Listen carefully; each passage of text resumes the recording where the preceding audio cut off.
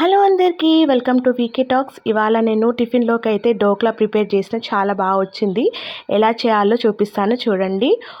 ముందుగా ఒక గిన్నె తీసుకొని అందులో 2 గ్లాసుల వాటర్ పోసుకొని 2 స్పూన్ల షుగర్ వేసుకోవాలి. అట్లనే 1 స్పూన్ ఆయిల్, ఇంకొక స్పూన్ సాల్ట్ వేసుకొని అవి మొత్తం కరిగిపోయేటట్టు మంచిగా కలుపుకోవాలి. ఇలా కలుపుకోవడం వల్ల షుగర్ అండ్ సాల్ట్ అనేది తొందరగా కరిగిపోతుంది.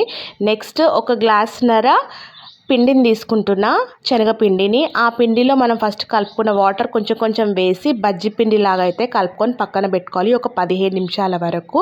ఇక్కడ వాటర్ అనేది కొంచెం పక్కన పెట్టుకోండి, ఎందుకనేది నేను చెప్తాను. నెక్స్ట్ 15 నిమిషాలు రెస్ట్ ఇచ్చే టైంలో మనం ఆవిరికైతే రెడీ చేసుకోవాలి. అండ్ తర్వాత 15 నిమిషాల తర్వాత దీంట్లో ఈనో కలిపి బాగా బీట్ చేయాలి. అప్పుడు అది పొంగుతుంది కొంచెము.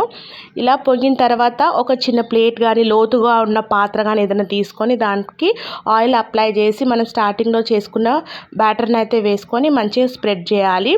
స్ప్రెడ్ చేసిన తర్వాత ఈ ఆవిరి ఏదైతే పెట్టినామో దాంట్లో పెట్టేసి ఒక 10 నిమిషాలు హై ఫ్లేమ్లో పెడితే సరిపోతుంది. ఏదైనా చాకు కానీ పుల్ల కానీ అందులో కుచ్చి చూడండి, అప్పుడు మీకు ఏ పిండి రాకపోతే అది పర్ఫెక్ట్గా అయినట్టు.